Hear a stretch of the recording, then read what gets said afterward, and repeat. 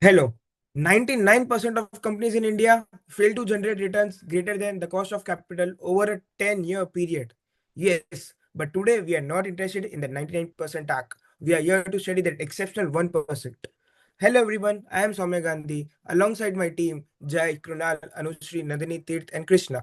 We have dissected the data behind the unusual billionaires to understand exactly what separates a fleeting success from a market legend. Also, moving on to the next slide, we will also see the architect of this methodology, Mr. Saurabh Mukherjea Sir. He is the thought leader who brought this disciplined approach to the forefront of our Indian investing and whose rigorous criteria for capital allocation forms the backbone of our presentation. He has been a brilliant author and has taught us many lessons about this book. Moving on to the next slide, we will begin with our first topic, the charm of coffee can portfolio. Yes, the coffee can portfolio was coined by Robert Kirby in 1984. It is simply just a buy and forget strategy where a selected set of high quality stocks is held untouched for 10 years. It is inspired by old West practices of hiding valuable in a coffee can to avoid volatility. Now let's understand the few coffee can rules for and its eligibility criteria. For non-financial ventures, it's minimum 10% of revenue growth plus 15% of ROC for every year for 10 years. And for financial ventures like HDFC and Axis Bank, it is minimum 15% of loan growth plus 15% of return on equity every year for 10 years. Few features of coffee can portfolio are the compounding and paro effect, noise elimination, zero churn cost. And in India, it is the high probability of success as chances of positive equity returns approaches 100% over 10 years. Now, moving on to the next slide, we will understand the visual proof that the coffee can strategy actually works. Well, by looking at this graph, you can clearly understand that these companies just don't make profits. They reinvested them at high rates of return over a decade. The simple lesson that we learn here from is that the business efficiency plus patience is equal to exponential wealth creation. Now, moving on to the next slide, we will understand the core strategies which are highlighted by the author. The first strategy is the technological data edge. Asian Paints used supercomputers in 80s to predict demand, reducing its inventory risk. And same strategy is used in today's modern world, Trend Zudio. It uses the real-time data to refresh 60% of fashion inventory every week. The another great strategy highlighted by the author was winning the gatekeepers. Astral Pipes didn't make the homeowners, they marketed to the plumbers who were the actual decision makers. The same strategy was used by PolicyCab in their new project, the Project Bandhan, which was a loyalty program which turned electrician into their salesman. Another great was the category of the category creation. Astral Pipes marketed by introducing CPVC pipes when everyone used metal. Same technique is used by Zerodha as the new category of discount broking, rendering old high-fee brokerage model. Another strategy was the sachet strategy. Asian Paint used small 50 ml packet in the rural market to capture the rural market. While the Bikaji uses rupees 5 and 10 in today's modern world, the same sachet strategy to mass up their volume in rural India, competing with the unorganized snacks as a small pack of which builds a massive scale. One of the another great function was the meritorious leadership. The Axis Bank separated the family ownership to the professional management to scale up. Similar was in today's era was used by recently Compton Greaves and shifted the professional management model after demerging, dividing into higher efficiency. Ultimately, these strategies just prove one thing: great companies don't just chase demand, instead, they engineer it. These strategies prove that vintage is the new disruptive. While the new era chases a fleeting cloud, these icons monetize relentless pragmatism. It turns out the ultimate flex for this isn't just being revolutionary, it's being consistently profitably boring. Yes, be usual, be consistent, and compounding will automatically follow you. Thank you. Handing over it to you, Kronal.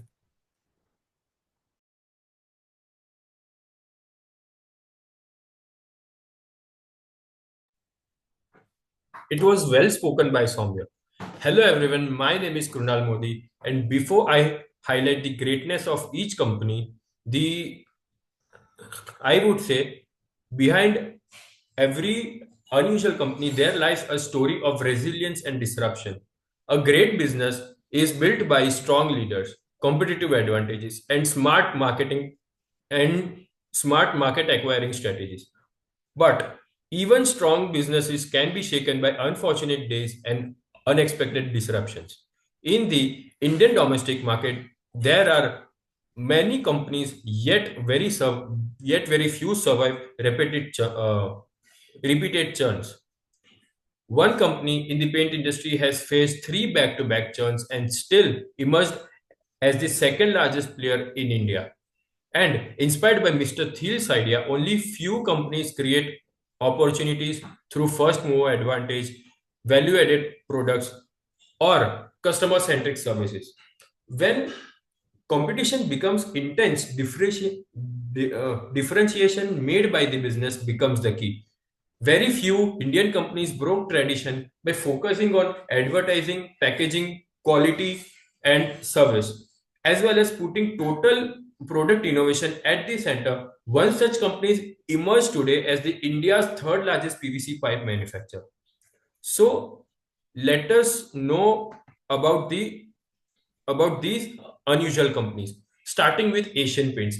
Even in the 1990s, when most Indian companies were hesitant to use technology, Asian Paints adopted advanced software like ERP and I2 systems to strategically manage its supply chain and a disruption network. When the market was unwilling to support expansion, the company took a bold step by opening its own dealerships, ensuring reach and control. Along with this, Asian Paints introduced value-added products and solutions, shifting the focus from selling paint to delivering the complete customer experience. Similarly, companies like Berger Paints and Marico focused on disciplined growth, strong branding, and deep understanding of Indian consumers rather than chasing the short-term expansion.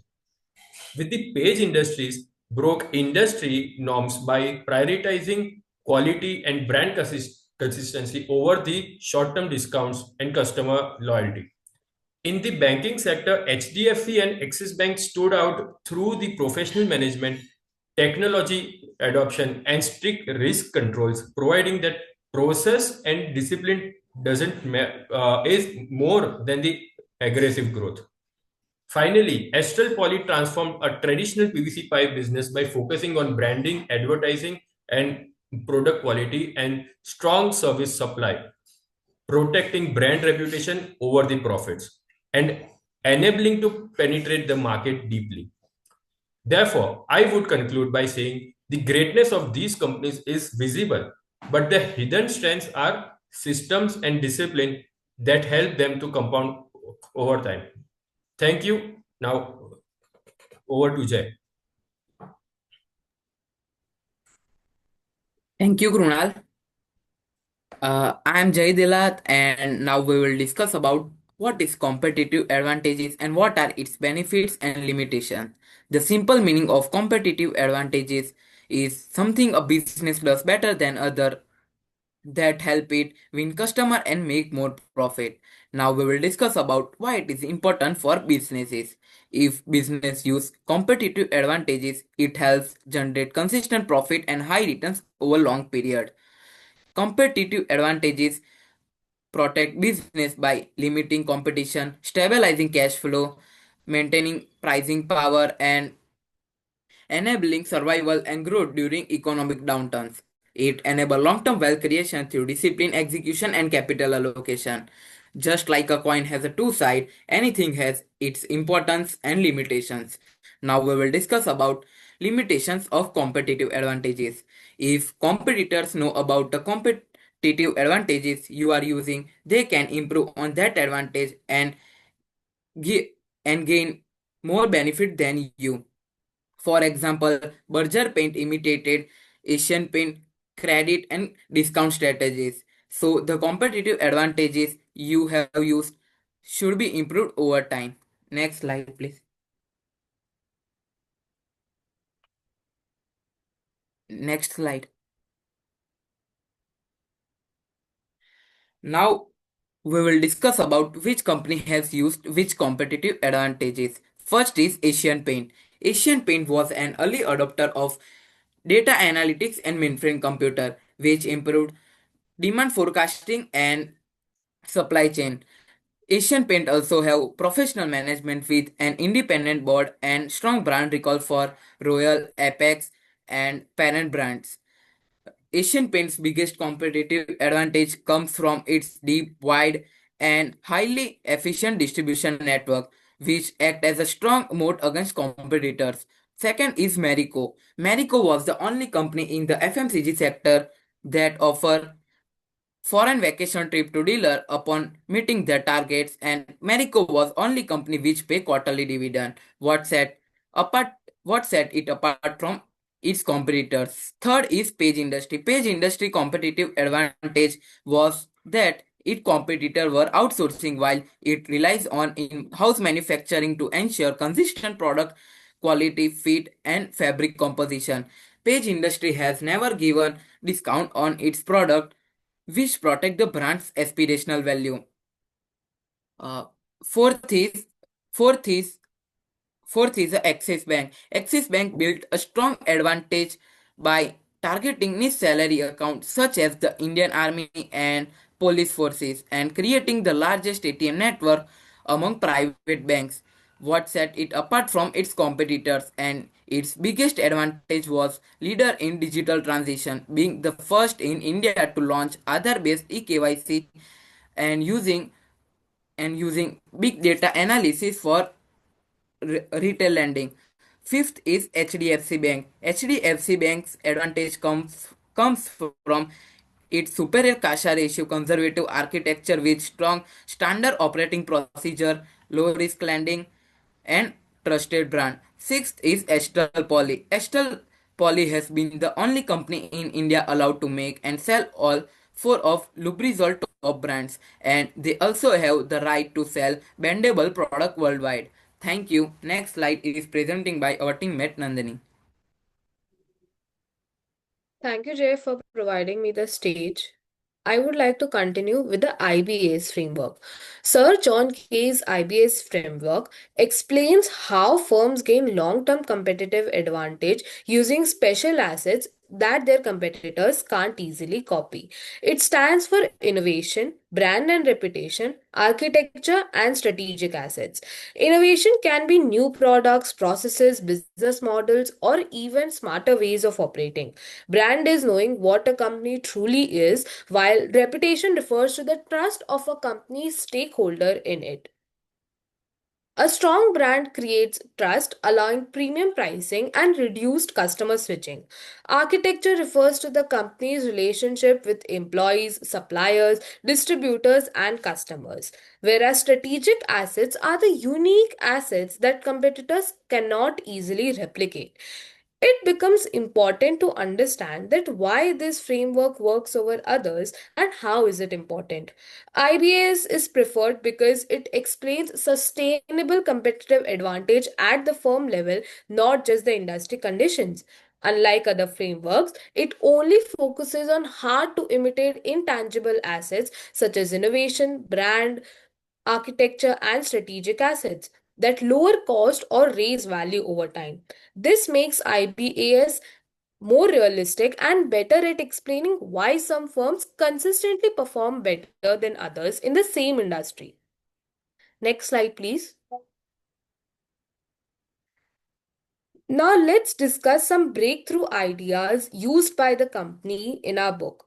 Firstly, companies like Asian Paints and HDFC Bank have focused on using tech. Asian Paint used mainframe computers for demand forecasting and ERP systems.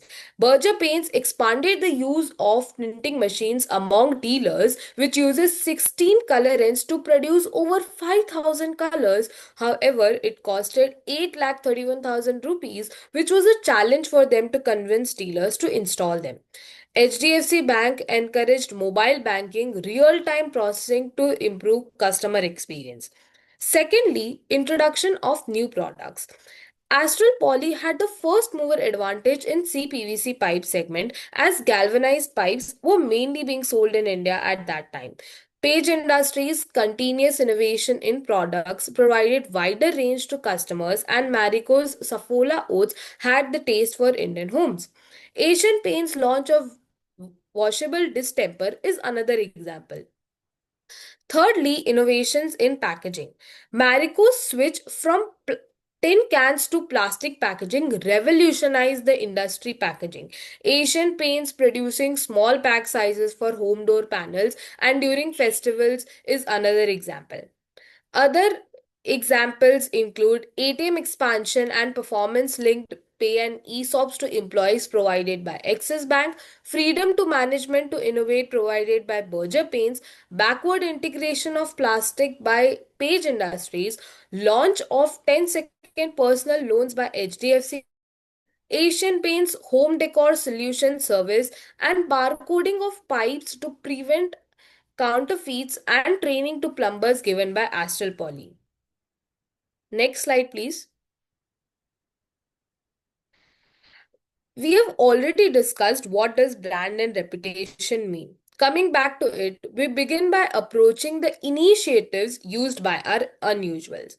Firstly, brands like Marico and HDFC Bank build customer trust through consistent quality and performance. Marico maintaining its purity of parachute oil, HDFC Bank by transparent and reliable banking operations, and Astral Poly as durable and leak proof pipes. Secondly, positioning brands as high quality or lifestyle choices like Page Industries Jockey Innerwear, where customers were willing to pay more, and Marico's Safola oils as health conscious brand allowing premium pricing. Thirdly, taglines used by companies forming an emotional connection with the customers, like Asian Paints Har Ghar Kuch Kehta Hai, emphasizing a home's pride rather than the product. Axis Bank's Badti Ka Naam Zindagi, implying companionship, and HDFC Bank's Bank Aapki Mutti Mein, highlighting convenience and control. Fourth, celebrities as brand ambassadors was another common strategy used by brands like Katrina Kaif for Berger Paints, Deepika Padukone for Axis Bank, and Salman Khan for Astral Poly. Fifth, heavy advertisements and ad campaigns has played a huge role in brand recognition by the end users for Berger Paints, Page Industries, Just Jockeying, and Jockey for Nothing ad campaigns in 2010 and 2015 respectively, along with heavy ads in MBOs. And Astral Poly's ads during the screening of the Dabang 2 and ads in the Wankhede Stadium where Sachin Tendulkar played his last test match.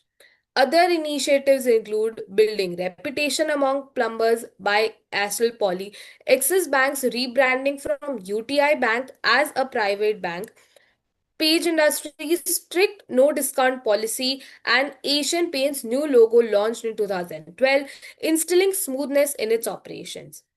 Now, I would like to invite Tirth for further explanation of this framework. Thank you so much, Nandini. Hello, everyone. My name is Tirth, and in this slide outlines the organizational architecture of assets of well-managed Indian companies, focusing on how structure, people, and system enables consistent execution. Starting with Asian Paints, the company is known for attracting top management talents, granting high level of autonomy, and operating a technology-led supply chain. These combination allows it to manage scale efficiently across large, complex networks.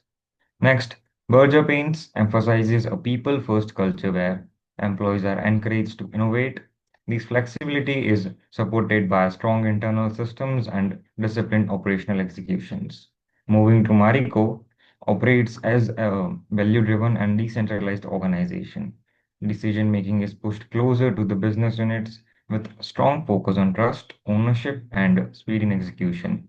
Page Industries follows an employee-centric model that encourages ownership across the organization. These complemented by a powerful distributor network which supports its leadership position in its core category. In Axis Bank, the architecture is process-led and professionally managed, performance-based accountability, and structured client relationship. System guide operations and ensures consistency across functions. For HDFC Bank, the emphasis is on highly standardized processes and centralized risk management. These frameworks supports safety, consistency, scalability as the bank grows. Finally, Astral Poly.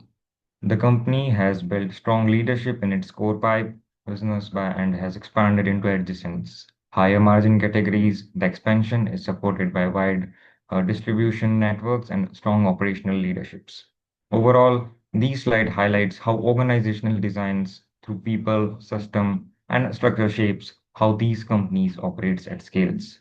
Moving to the next slide, which focuses on key strategic assets that supports long-term competitive strength in these companies. For Asian Paints, the central asset is its distribution modes, a pan-India supply chain combined with deep, long-standing dealer relationship. These network supports wide market access and efficient delivery. In Berger Paints, the strategic asset is manufacturing reach and all India production footprints supported by strong dealer base enables broad geographic coverage. Marico's asset is its execution advantage. A technology-driven supply chain integrated with powerful distribution network allows for reliable and scalable operations. At Page Industries, the key asset is brand channel control. The company's exclusive distributor network and ownership of the Jockey brand in its market provides strong control over product positioning and retail presence. For HDFC Bank, strategic asset lies in its risk and funding edge, categorized by disciplined risk management and low-cost CASA deposit base, which supports a stable banking operation. Finally, Astral Poly operates with a technology-led brand advantage, strong relationship with plumber community, and exclusive global technology tie-ups reinforce both product differentiation and market credibility. This slide demonstrates how each organization core assets, whether it's distribution, manufacturing, technology, brand, and finance structure, supports their operating models in a measurable and practical way. So from now onwards, my teammate Anushri will continue. Over to you, Anushri. Thank you, Sid. Hello, everyone. My name is Anushri Agarwal, and we will be discussing about the topics of management quality and capital allocation. So, management quality can be assessed considering a lot of variables, but the factors that we will be considering are whether the company is promoter-led or professionally managed, its risk appetite, and its consistent decision-making skills. So, for Asian Paints, Berger Paints, and HDFC Bank, we see that these companies are managed, with Asian Paints being a promoter-led business back in the day, with the founder of Asian Paints, Champaklal Choksi, having a huge contribution in taking it to the number one spot. And he also hired people from the best management schools in India, giving way to the professional giving way to a professionally managed business. All of these companies' decisions are process driven and have a stricter control over their risk appetite. Marico Limit promoter-led businesses show greater variation amongst themselves. For example, Marico Limited was willing to take more risk when it started acquiring a large number of companies. But after they realized that their ROCs were getting scrutinized, they stopped with the acquisitions, which shows management maturity and adaptability. Page Industries lies on the other end of the spectrum, that is promoter-led companies, with them having a stricter control over their risk appetite and also leverage control. And they also prefer predictability over rapid progression. Astral Policy is another promoter-led business where the promoter of the company, that is Sandeep Engineer, showed clarity of focus and decision-making skills, ultimately implying that management quality cannot just be defined by ownership labels, but also shows up in behavior. Axis Bank is a management-led company which saw great results under the leadership of Supriya Gupta, Dr. P. Jayendra Nayak, and Shikha Sharma. Periods of selective risk taking were followed by corrective measures, which showed that risk appetite and governance are not static. All of these companies show a common thread of consistent decision-making skills and focus. And Moving on to the next slide.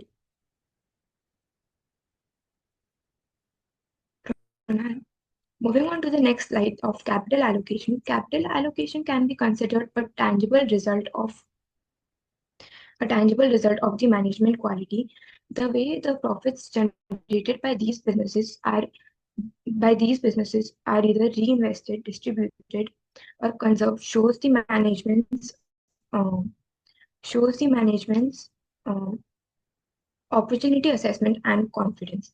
For example, Asian Paints and Berger Paints have consistently focused on their core business and while having similar dividend payout ratios, and Asian Paints has also tried to expand overseas, but when they didn't see great results in their overseas expansions, they stopped pumping in money in overseas businesses, and they also acquired a few companies such as the Sleek Group and the SS Group.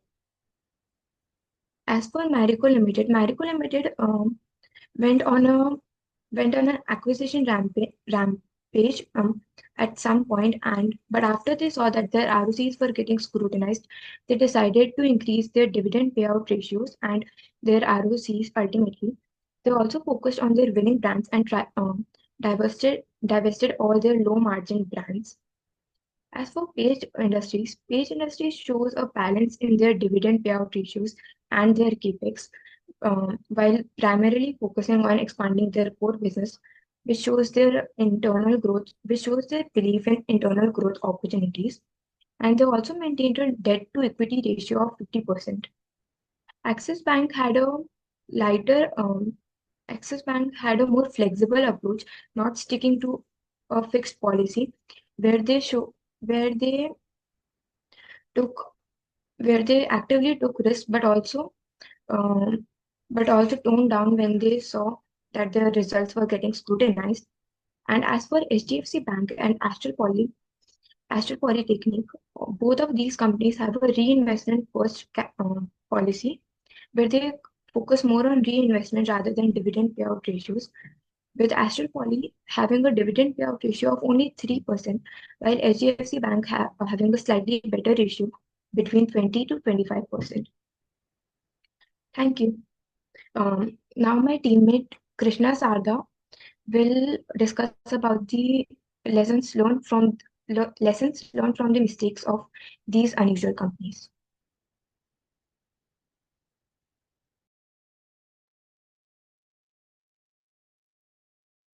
Thank you so much, Anushri. My name is Krishna Sada. I want to start with a famous line by Michael Porter. He says the essence of strategy is choosing what not to do. The slide explains exactly that. Even good companies make mistakes. The most common ones are unstable management, chasing growth without discipline, taking too much debt, weak governance, risky credit concentration, and slow operational response. Many of these companies still hold strong market share and have beaten the Sensex by 4 to 5%. But success does not mean they made no mistakes. In fact, every successful business is a record of mistakes that were survived, studied, and corrected. Great strategy is not about growing fast, it is about avoiding big mistakes. Companies that focus on risk control, capital discipline, and governance survive and bad times and win in the long run.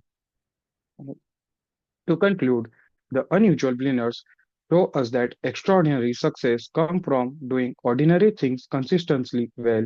These companies focus on strong fundamentals, ethically management, innovation, and long-term thinking.